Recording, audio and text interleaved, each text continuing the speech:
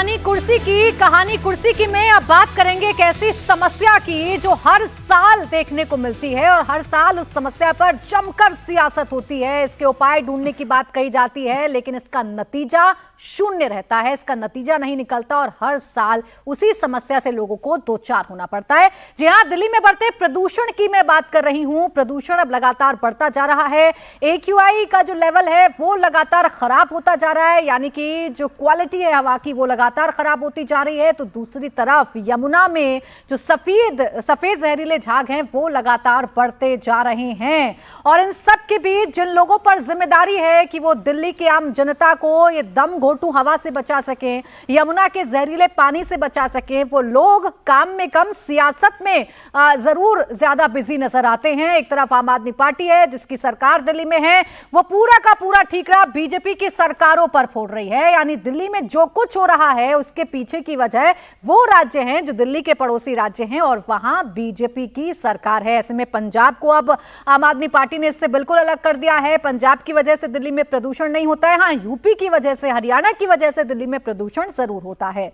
तो वही भारतीय जनता पार्टी है जो सीधे तौर पर यह कह रही है कि आम आदमी पार्टी पूरी तरीके से फेल है। वादा किया गया था कि दिल्ली को प्रदूषण मुक्त करेंगे, लेकिन इस वादे को आम आदमी पार्टी निभा नहीं पाई है। तो अब कांग्रेस भी खुलकर आम आदमी पार्टी पर अटैकिंग मोड में है और कह रही है कि 10 सालों में जहरीली हवा सिर्फ और सिर्फ आम आदमी पार्टी ने दी है। इन सब के बीच गोपाल राय का बयान भी बड़ा महत्वपूर्ण है। वो ये कह रहे हैं कि जो आनंद विहार के आसपास हवा खराब हो रही है, आनंद विहार के आसपास AQI लेवल खतरनाक हो रहा है या खराब हो रहा है, उसके पीछे की वजह यूपी से आ रही डीजल की बसें हैं, जिसकी वजह से ये प्रदूषण जो है वो फिलहाल दिल्ली में हो रहा है। कुल मिलाकर आप ये कह सकते हैं कि दिल्ली में कुछ भी हो, इसके पीछे की जो वजह है वो आम आदमी पार्टी हमेशा भारतीय जनता पार्टी की सरकारों को दोषी आती है और बीजेपी कहती है कि आम आदमी पार्टी पूरी तरीके से निष्क्रिय है, उनकी सरकार निष्क्रिय है। इन सब के बीच आम आदमी का क्या होगा, दिल्ली में रहने वाले लोगों का क्या होगा, इसका जवाब किसी के पास नहीं है। अभी भी कैसी सियासत हो रही है, आपको सुनवाती हूं कुछ बयान। देखिए, पहली बात तो ये है कि भारतीय जनता पार्टी की सभी सरकारें सो रही हैं, प्रदूषण बढ़ रहा है और भाजपा की सरकारें कुछ भी करने को तैयार नहीं है। उत्तर प्रदेश में भाजपा की सरकार है, सो रही है, निष्क्रिय है। हरियाणा में भाजपा की सरकार है, सो रही है। राजस्थान में भाजपा की सरकार है, सो रही है। केंद्र में भाजपा की सरकार है, सो रही है। भाजपा की सरकारों पे भाजपा के मंत्रियों के कान में जूं भी नहीं रेंग रहा है और कोई उनसे पूछने भी नहीं जा रहा है कि क्यों नहीं कुछ कर रहे हो। और दूसरी तरफ भाजपा के नेता केवल नौटंकी कर रहे हैं। ये एक गिलास पानी है यमुना का, ये केवल हवा और पानी जहरीला करने का नहीं, ये सनातन का अपमान, केजरीवाल और आम आदमी पार्टी की पहचान। छठ पूजा आने वाली है, छठ पूजा में महिलाएं सूर्य को अर्घ्य देने के लिए यहाँ आएंगी और उनकी त्वचा पर या उनके मुंह में इस प्रकार का पानी जाएगा तो वो जहरीला पानी है और ये इतना जहरीला है, इसमें 7,000 करोड़ रुपए खर्च हुए हैं और पानी एक भी थोड़ा सा भी साफ नहीं हुआ है। तो ये सनातन का पहले अपमान। और देखिए, सनातन का अपमान दूसरी तरह से भी है। आज दिल्ली गैस चेंबर बन गई, 350 पार हो गया। पंजाब की पराली को दोष देने वाले लोग अब पंजाब की पराली पर कुछ नहीं बोलते। Industrial pollution, road pollution, dust pollution, vehicular pollution पर कुछ नहीं बोलते। क्या क्या दिवाली के पटाखों पर बैन लगा दिया। तो वहां पर भी सनातन विरोधी एजेंडा, यहां पर भी सनातन विरोधी एजेंडा। आमने सामने है बीजेपी और आम आदमी पार्टी। AQI जो है देखिए, आनंद विहार का 334, जहांगीरपुरी का 353, मुंडका का 372, बवाना का 366, जहांगीरपुरी का 353। यानी हवा जो है वो जहरीली होती जा रही है। और एक बार फिर से जो आप एक परत सफेद चादर की चढ़ी हुई देखते हैं वो धीरे धीरे से अब दिल्ली को कवर करना शुरू कर चुकी है। जैसे ही सर्दियां दस्तक दे रही हैं वैसे ही प्रदूषण भी अब दस्तक दे रहा है। और ऐसे में विजय जी, अब गोपाल राय तो कह रहे हैं ना कि हमें कहां जगा रहे हैं, आप जगाइए उन सरकारों को जिनकी वजह से दिल्ली में प्रदूषण हो रहा है, जिसमें पंजाब को वो हटा रहे हैं, लेकिन ये कह रहे हैं कि आप यूपी में पूछिए, आप राजस्थान में पूछिए, आप जाइए हरियाणा में पूछिए, हमसे कुछ मत पूछिए, हमारी कोई जिम्मेदारी नहीं है दिल्ली में। देखिए, अब आज अक्टूबर कितनी तारीख हो गई, 19 तारीख हो गई। अब 2 महीने बचे। दिल्ली की जो यमुना है पूरी तरह से साफ हो जाएगी, क्योंकि मैं दिल्ली के मुख्यमंत्री जी हैं अरविंद केजरीवाल साहब, उन पर पूरा भरोसा करता हूँ और उन्होंने कहा कि ये जनवरी 2025 में यमुना पूरी तरह से साफ हो जाएगी। हालांकि उससे पहले जो जल मंत्री थे सत्येंद्र जैन साहब, उन्होंने 23 की डेडलाइन दी थी, तब भी उन्होंने कहा था कि यमुना पूरी तरह से साफ हो जाएगी और पूरा प्रोजेक्ट। लेकिन सत्येंद्र जैन साहब तो यमुना के जल मंत्री रहे हैं, लेकिन केजरीवाल साहब ने कहा है कि पूरी तरह से यमुना साफ हो जाएगी। हालांकि उससे पहले उन्होंने 23-24 की डेडलाइन दी थी, जब वो स्नान करने जा रहे थे यमुना में। उन्होंने कहा था कि हम सब लोग वहाँ पर होली डिप कर सकते हैं, स्नान कर सकते हैं, वो कर सकते हैं। तो मुझे अब भरोसा है कि अब केवल आप 2 महीने थोड़ा सा इंतजार कीजिए, इतना बेचैन होने की ज़रूरत नहीं है। ये जो झाग वाग सब दिख रहा है, इस बार की छठ थोड़ा सा निकाल लीजिए किसी भी तरह से, लेकिन ये यमुना पूरी तरह से साफ हो जाएगी। और अब क्या हो रहा है, जो हवा का आपने चर्चा की, तो पंजाब से हवा नहीं आ सकती क्योंकि वहाँ आम आदमी पार्टी की सरकार है। तो वहाँ से जो पराली की प्रदूषित हवा है वो अब दिल्ली आना बंद हो गई है। अब केवल यूपी से ही आ सकती है क्योंकि वहाँ बीजेपी की सरकार है। किसी दिन अब यूपी से हवा तभी बंद हो सकती है जब वहाँ आम आदमी पार्टी की सरकार बने, समझे। तो इसलिए अब बहुत कम बेचैन रहने की जरूरत है। 2 महीने में ये जो जितना झाग आप दिखा रहे हैं ये सब साफ हो जाएगा और दिल्ली की यमुना पूरी तरह से साफ होगी। मैं देख रहा था अभी 7,000 करोड़ रुपए सरकार ने खर्च कर दिए इस पर, यमुना के सफाई पर।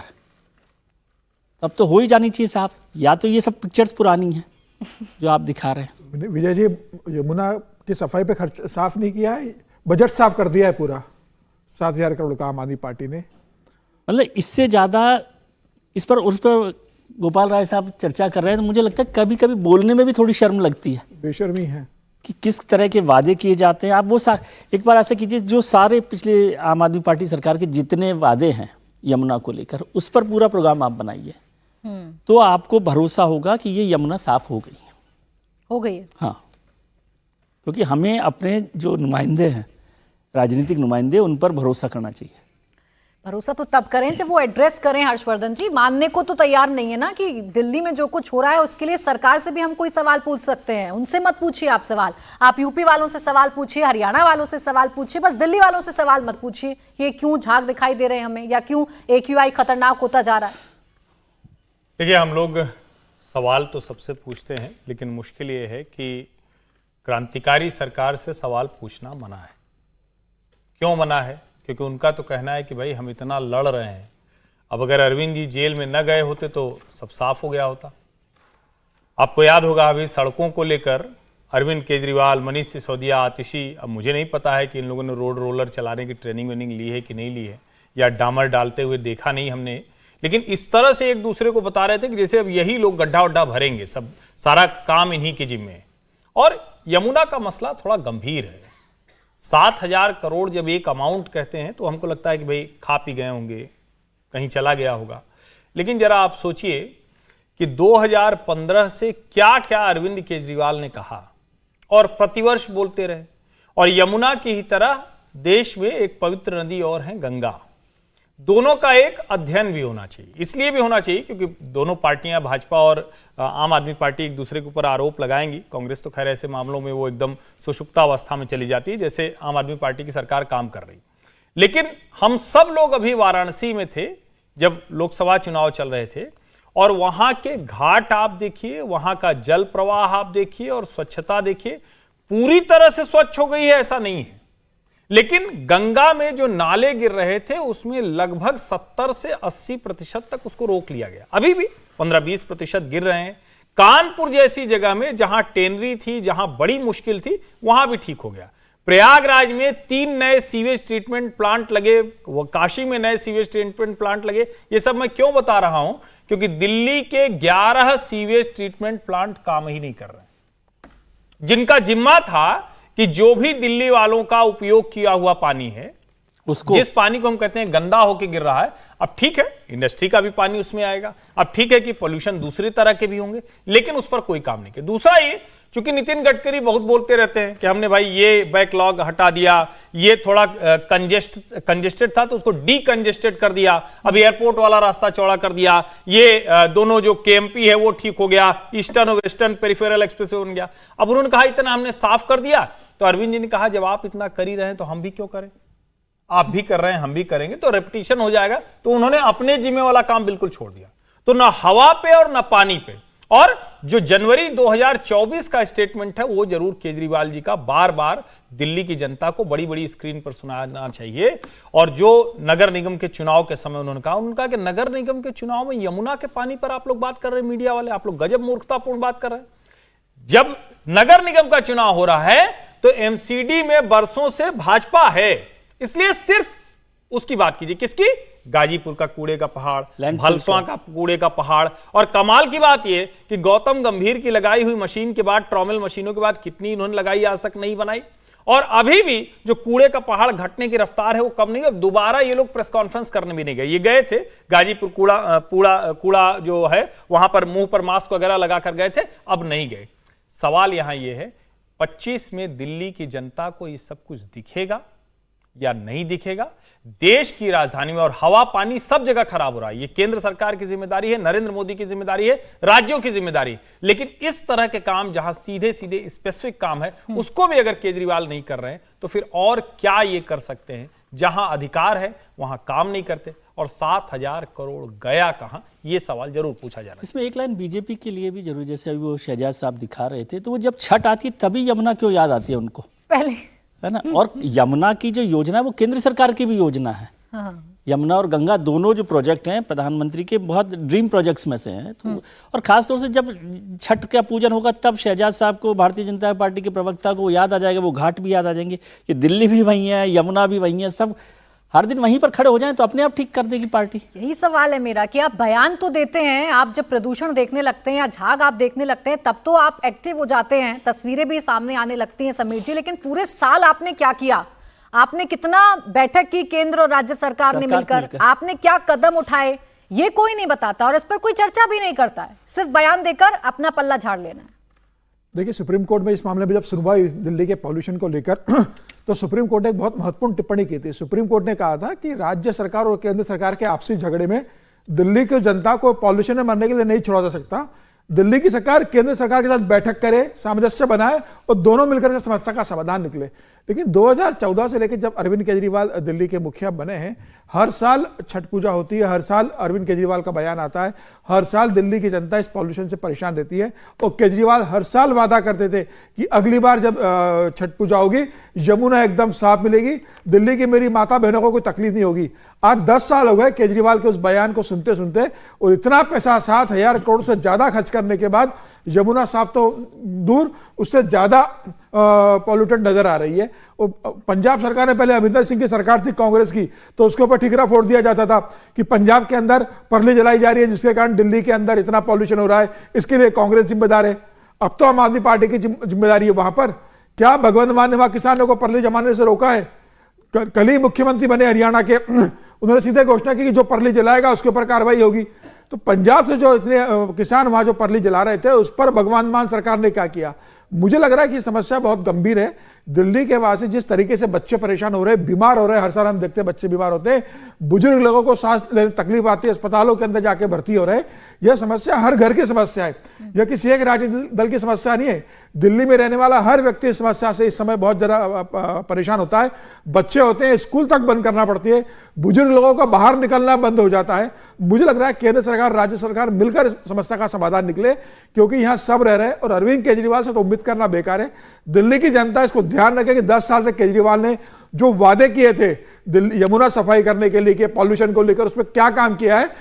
अब 2025 का चुनाव आ रहा है, जनता ये जरूर ध्यान रखे कि केजरीवाल फिर आपसे कहेंगे कि मुझे 5 साल दो, मैं ये साफ करूंगा। देखिए, इतनी पैसा खर्च करने के बाद आप कहने की स्थिति में होना था केजरीवाल को कि भाई यहां जमुना इतनी पॉल्यूशन थी, हमने इतना काम किया और बचा हुआ काम इस समय में कर देंगे।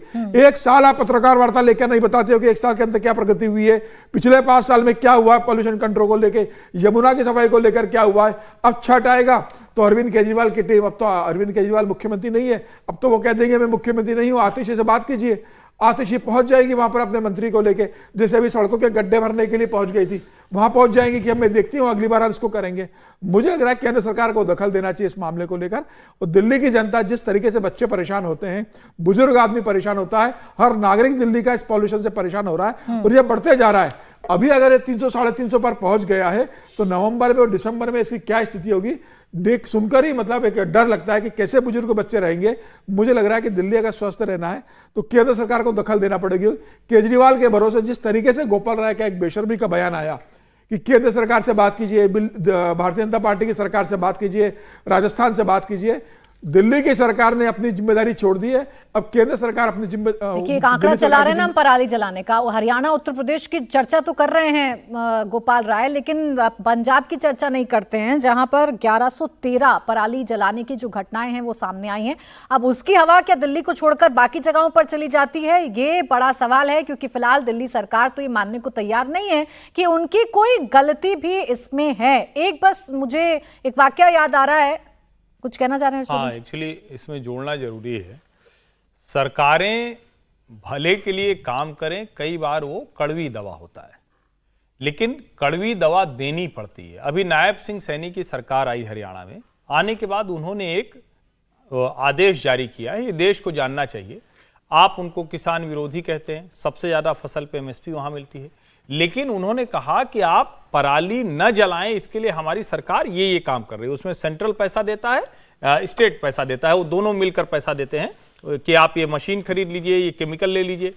पंजाब सरकार उसको नहीं कर रही है, पंजाब सरकार उसको नहीं करती। उसकी वजह क्या है कि जो तथाकथित किसान संगठन है ये गुंडागर्दी करते हैं। अगर अधिकारी गए रोकने के लिए तो उनके साथ मारपीट करते हैं। नायब सिंह सैनी की सरकार ने बाकायदा कहा कि अगर खेत में आपके पराली जलती मिली तो उसको हम रेड जोन में डाल देंगे, और अगली बार जब आप हमारे पोर्टल पर फसल बेचने जाएंगे तो हम आपको उससे रोक देंगे। मुझे लगता है इस तरह के कड़े कानून की जरूरत है। ठीक है, हरियाणा ने तो ये करके दिखा दिया अवधेश जी। दिल्ली की सरकार की बस एक मुझे चिट्ठी याद आ रही है जो लिखी गई केंद्र सरकार को, वो भी कृत्रिम बारिश को लेकर। बस एक ही काम मुझे याद आ रहा है कि कृत्रिम बारिश को लेकर उन्होंने केंद्र सरकार को एक चिट्ठी लिखी, बाकी क्या किया आपने पूरा साल भर ये कुछ नहीं बताएंगे।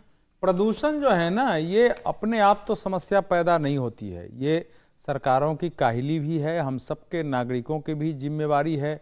और लेकिन दिल्ली सरकार की समस्या ये है कि जब से सत्ता में आए हैं तब से हो रही है, कभी और डिवीजन लगाते हैं, कभी कुछ घोषणा करते हैं, जनता को परेशानी होती है। हम सब लोग, अभी दिल्ली प्रदूषण नियंत्रण समिति ने बताया है कि ये जो जमुना का नदी है इसमें अभी तक के मल का जो स्तर है वो सबसे ज़्यादा है।